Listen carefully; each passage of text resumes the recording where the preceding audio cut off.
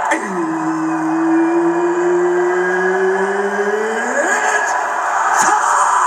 time! So light 'em up, light 'em up, light 'em up, I'm on fire.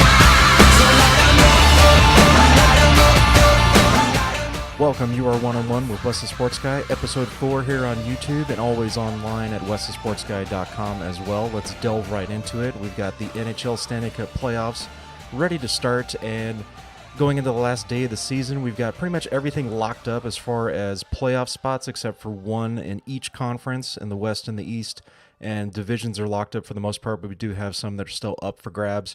Mainly in the Atlantic Division, you've got the Tampa Bay Lightning, the Boston Bruins going at it for that division, and the right to play either the Toronto Maple Leafs or one of the wild card spots in the Eastern Conference.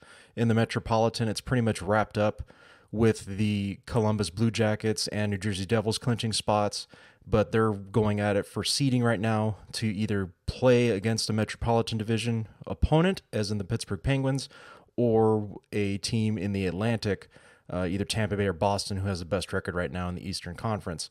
The Washington Capitals have wrapped up the Metropolitan, so they're pretty much waiting to see which wildcard team they're going to be playing. And also, the other wildcard spot is up for grabs in the East, as I mentioned earlier, with the Philadelphia Flyers. Basically, all they have to do is win their last game of the season against the New York Rangers. The Florida Panthers still have 2 games remaining on their schedule. They need to win both of them, but they also need to hope the Flyers lose to the New York Rangers in order to maybe have a shot at getting the last wildcard spot in the Eastern Conference. They are 4 points behind the Flyers going to the end of the season. And the Western Conference is pretty much wrapped up at the top with the Nashville Predators claiming the President's Trophy, meaning that they got the most points by a team in the NHL throughout the entire year. They got it wrapped up with 115 points going into the last game of the season. The Winnipeg Jets and Minnesota Wild are locked in their spots in the Central Division. They will be playing each other in the first round of the playoffs when it gets underway. The Vegas Golden Knights have the Pacific wrapped up long before any of this started getting down to the wire. The San Jose Sharks, Anaheim Ducks, and Los Angeles Kings have all wrapped up playoff spots, but seeding is still up for grabs going into the last day of the season between the Sharks, Ducks, and Kings. The St. Louis Blues will be playing the Colorado Avalanche in Colorado for the final playoff spot in the West. Basically, Colorado, they're only 1 point behind them. They just need to win outright. They do not need to go to overtime against the Blues if they want to have a shot of getting into the playoffs. The Blues, pretty simple. All you have to do is win and you're in. Same thing with Colorado, but you just do not want it to go to overtime if you're going to end up beating the Blues. And then you start getting the tiebreaker scenarios, which with the NHL, it's kind of up for grabs at that point. Moving on to another topic of this week is just Shohei Ohtani and the LA Angels right now. They've gotten off to a pretty good start. They are 6-2 to start the season. And they've been playing the Oakland A's. 2 series now, one up in Oakland and one now down here in Anaheim. And the other opponent that they played was the Cleveland Indians, also opening up their home stand in Anaheim. They took 2 out of 3 against the Indians, which was very impressive. And on top of that, Ohtani was quite impressive as well. He is now homered in his first 3 home games for the Angels, going up in 2 of them against the Indians and the first one the other day against the Oakland Athletics. 3 home runs in his first 3 starts at the plate, and also getting his first victory as a starter up in Oakland on Easter, April 1st.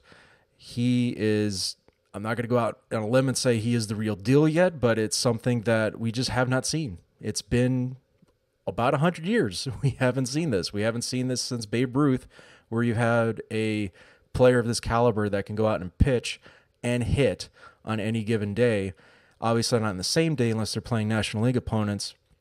In Ohtani's case, since he's playing in the American League, but seeing as this is something that you just, in our generations that are currently watching baseball right now, you do not see this. And it's something that is to be beholden and cherish. It's quite amazing.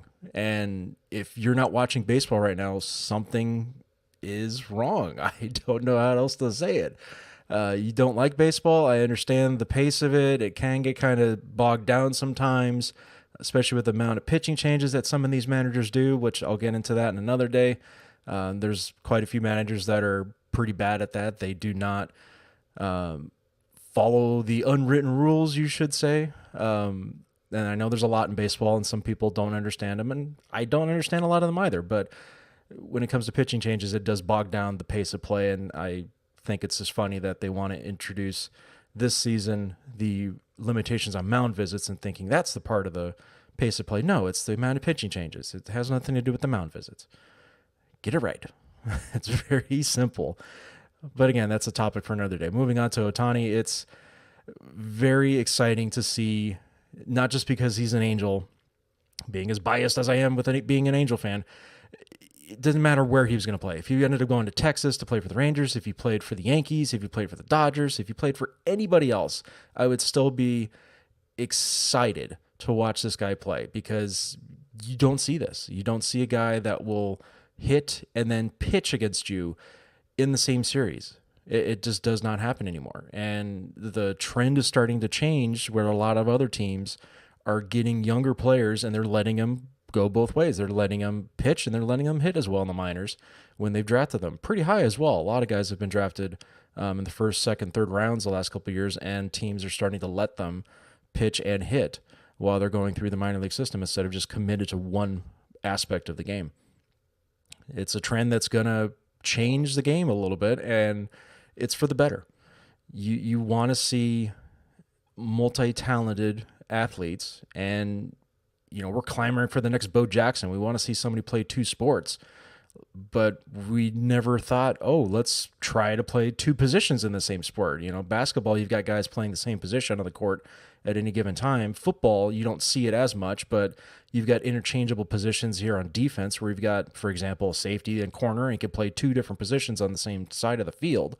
Whereas in baseball, you just don't see a pitcher and a hitter, two different aspects of the game. You'll see them in utility spots being an infielder and an outfielder, but not a pitcher and a hitter in the same aspect. And Ohtani, not to say he's playing an actual position. I know you can make the argument DH really is a position, but it's still something to cherish. Again, I hate repeating myself, but you have to acknowledge that this is a very special moment in baseball history. And that's the one thing I love about the game itself of baseball, is the historical factor of it. It is one of the best things that you could ever ask for, and it takes your mind off of everything else that's been going on in your day-to-day life. You watch a game of baseball, everything is gone for about 3.5 hours, and I'm okay with that. Perfectly fine. Time for the segment that you've been talking about all week long. Do you remember? You remember?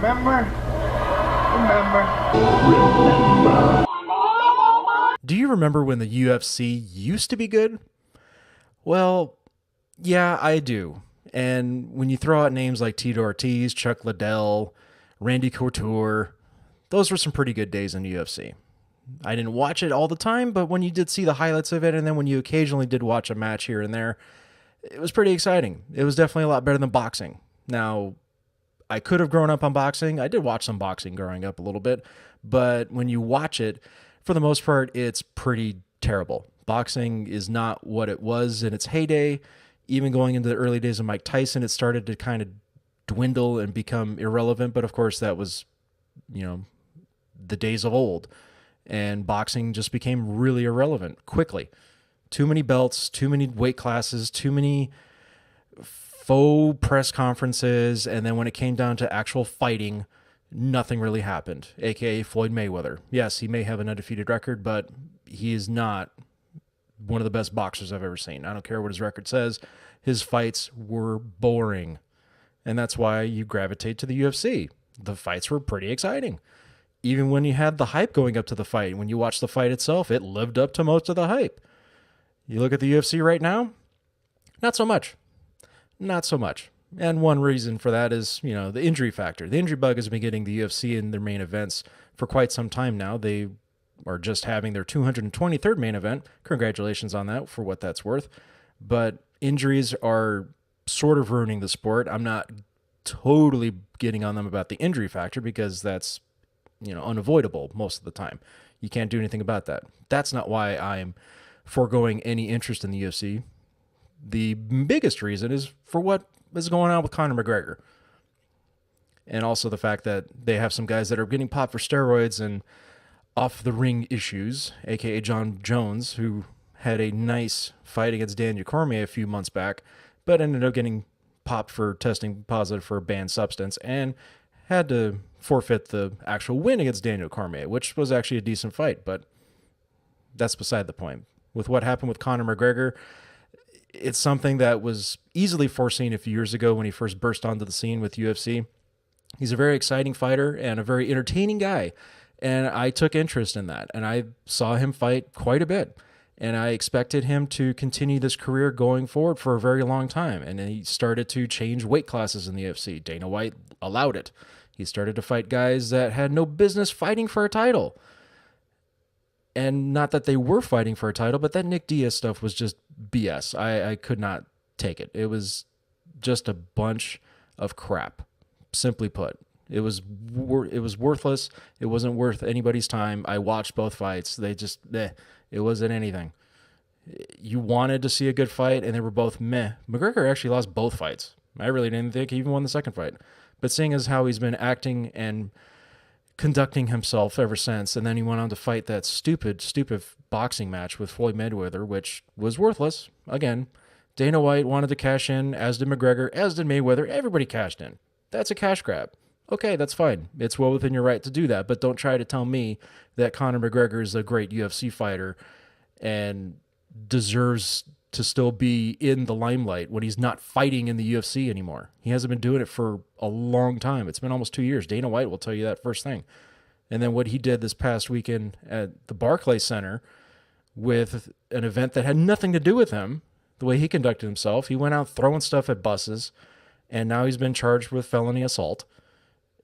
You know, that's the man for you. Dana White's not happy, and to his credit, he is not condoning any of Conor McGregor's behavior, and he's pretty much lost all credibility between themselves. I mean, they're going at it now, back and forth. The Dana White's doing his big media tour and everything, trying to push everything aside. But when you look at it from the very beginning, part of this is on Dana White too, because he got in bed with Conor McGregor to once again do a big cash grab, and Dana White is losing it. He's losing that promotional factor with the UFC, and he's got nothing right now. UFC 223 was basically ruined large part by Conor McGregor for what he did before the event even started. And you look at the way the UFC is going forward right now, they really don't have anything to hold themselves on. Conor McGregor's ruining the sport. Dana White has no control over him at all, and for a lot of other reasons too, when it comes to substance abuse in the sport. The guys have their own minds. I get it. Dana White is hamstrung a lot of times, but I think this could have been easily avoided when he could have just cut the ties with McGregor and not even gotten part with the Mayweather fight. Just let him do his own thing. Fine. He doesn't want to fight in the UFC anymore. Let him go. Be done with it. I'm done with the UFC, and I'm sure that's no knock on Dana White's mantle or anything like that. I'm sure he doesn't care. And I'm sure most UFC diehards don't care either, but I'm done. I can't take it anymore. Goodbye, UFC. You had a good run, but I think it's over now. I think there's no coming back from this. This is pretty bad. Moving on to better news, the feel-good story of the week. The Sedin twins from the Vancouver Canucks, Henrik and Daniel, calling it a career for them, playing their final home game this past week. Got a very, very good send-off. When a game went into overtime against the Arizona Coyotes, Henrik and Daniel Sedin both got onto the ice for what was essentially the final play of the game. It was a power play. Henrik passed to his brother Daniel at the point. Daniel with the wrist shot connects, goal, game over, Canucks win, and it was the final send-off for the home crowd to their fabled legends in Henrik and Daniel Sedin. Obviously, if you don't remember when these guys were drafted, they were drafted basically 2 and 3, one after another, with the Vancouver Canucks, who that year they clamored to make sure they were able to draft both, not just one of them. And it's a special moment in sports where you have two of the best that have ever played. There's no doubt the Sedin twins are definitely going to be in the Hockey Hall of Fame very soon. It's a great moment for Vancouver. It's a great moment for them. It's a great moment for hockey in general, because you're never going to see this happen again, where two twins that play at such a high level like that, play for the same franchise for 17 seasons, It was a special moment. Thank you for tuning in. We will see you next week for One-on-One with Wesley Sports Guy. Subscribe at youtube.com and also check it out at wesleysportsguy.com as well. I will see you next time.